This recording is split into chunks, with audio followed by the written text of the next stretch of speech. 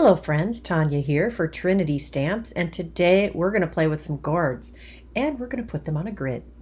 We are going to use the Color Swatch 6x6 stencil set. There are two stencils. There's a circular one and a grid mat one, and we're going to use some blue inks here. I show you the colors I use in case you want to completely replicate this card. And I have an 8.5 by 5.5 inch piece of cardstock here. So I just took a letter sized piece of hammer mill cardstock. This happens to be 80 pound, and cut that in half. And I taped our stencil down with some painter's tape. And since this is a 6x6 stencil, I will have to move it. But since it is a very geometric and repeated pattern, I can very easily line up our stencil to continue the pattern all the way down the paper. This way you can make whatever size pattern you want. Now this does say it is a color swatching stencil, but you can use it however you want. I mean, you're the creator. I did decide to make a 5x7 card again. I know you're all shocked. I do love a good 5x7 card.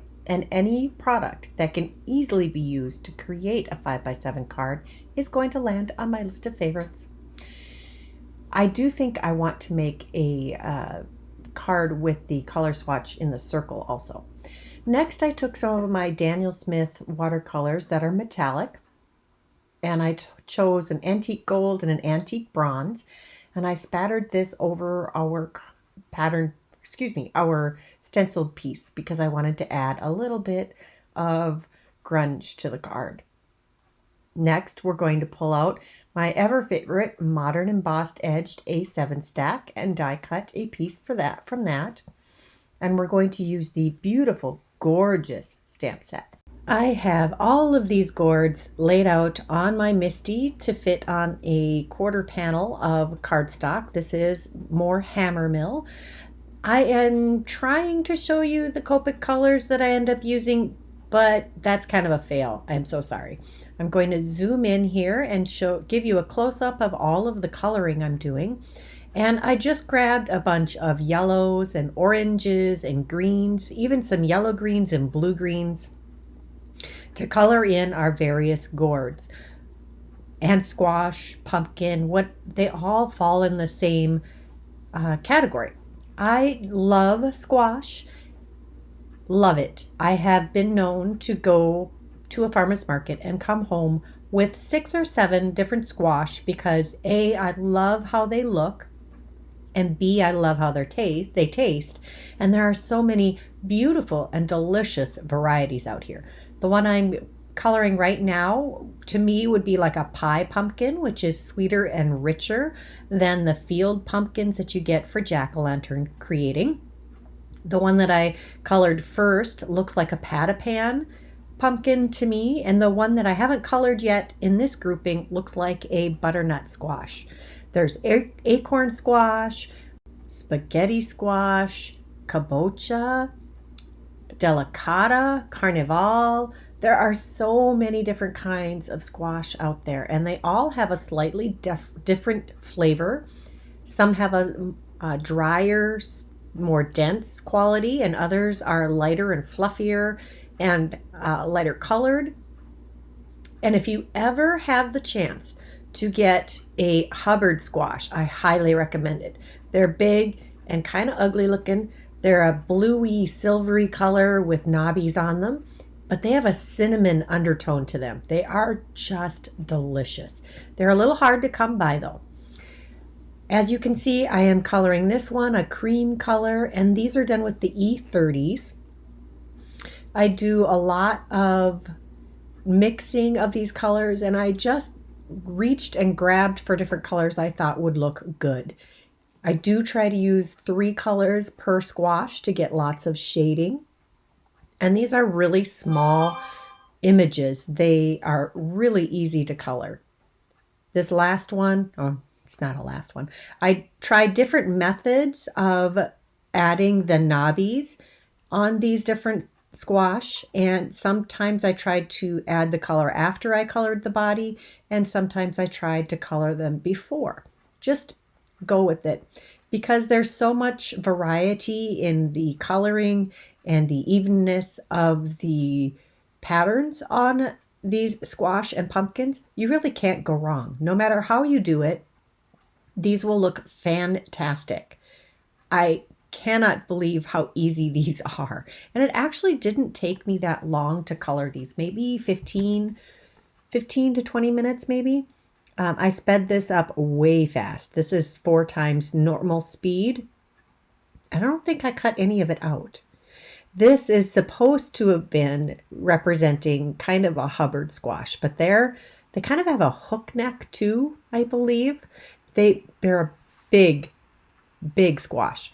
Anyway, I added this last layer of light green, which I thought was going to have more of a blue-green quality to it, but I actually like how this came out.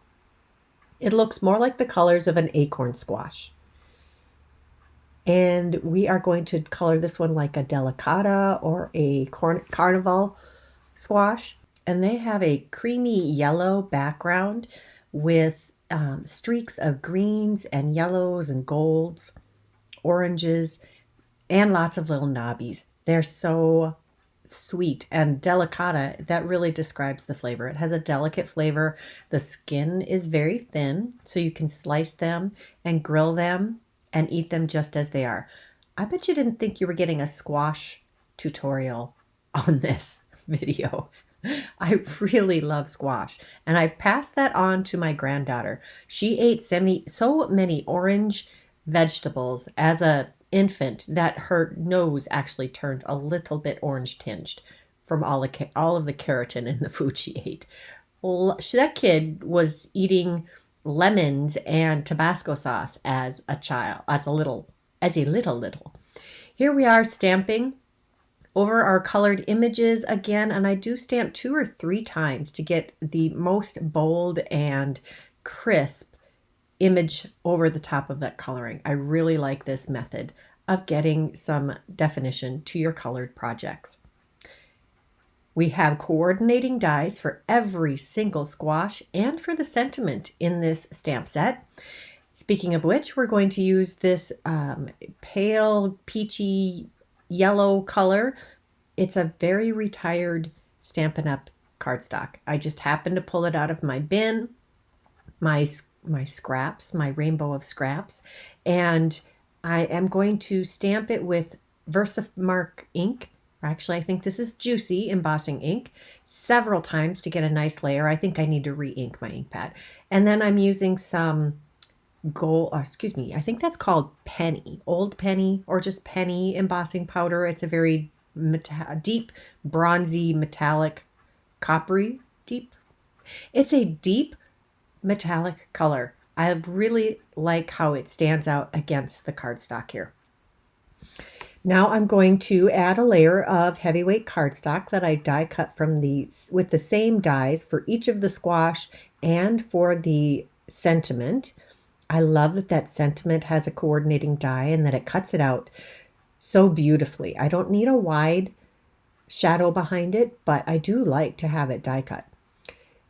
I think adding that extra layer behind each of these elements would help them stand out against this rather busy grid background. I do love a good geometric background.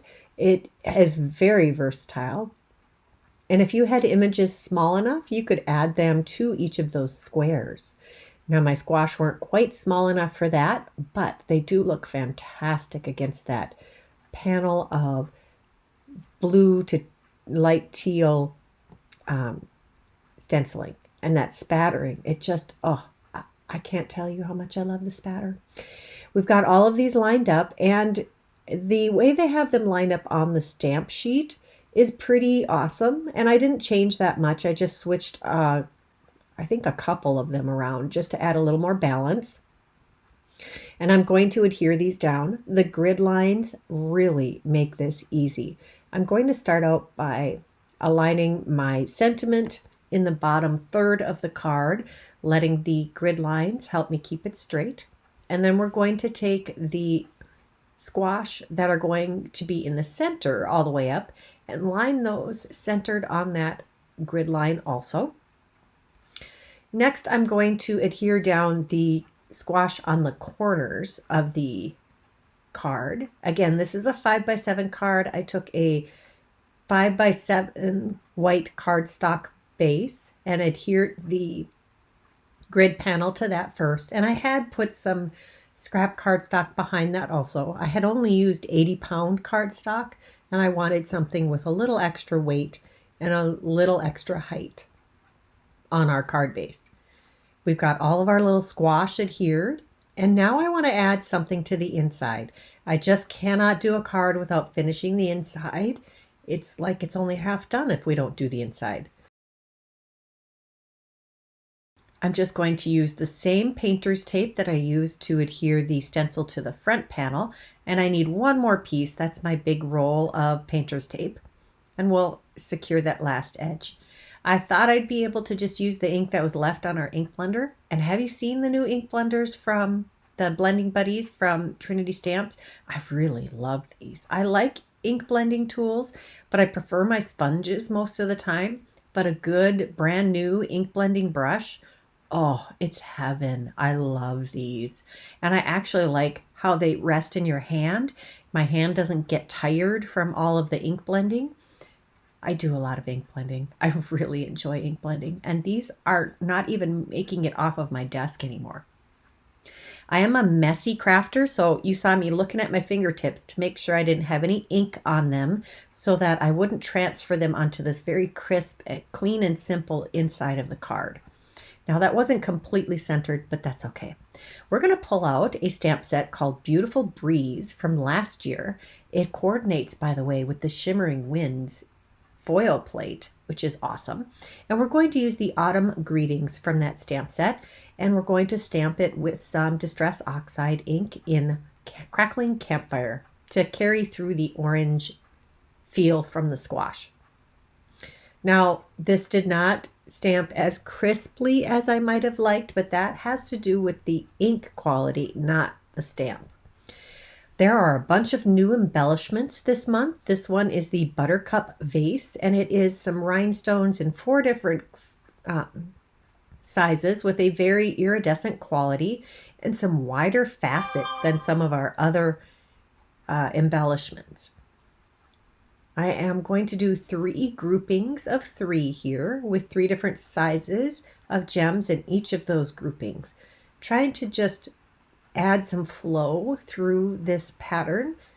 And I think that embellishments, I think I've made 1 card in the last month that didn't have some kind of gem or sequin or clay mix on it.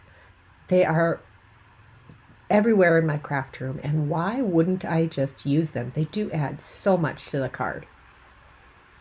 I'm using my Barely Art precision glue here, but Trinity Stamps has a new glue. It is fantastic. It works great. It has a fine tip applicator, but I'm allergic to it, so you won't see me using it. And there it is, my gorgeous beauty. I hope you enjoyed this video today. If you did, please give this video a thumbs up. Leave me a comment so YouTube knows that you want to see more of these videos. Subscribe to this channel if you haven't done that yet. And if you're interested in any of the products that I used today, check that description box below. I will have them listed and linked as always. Until next time, here are a couple more videos I thought you might enjoy. Bye-bye.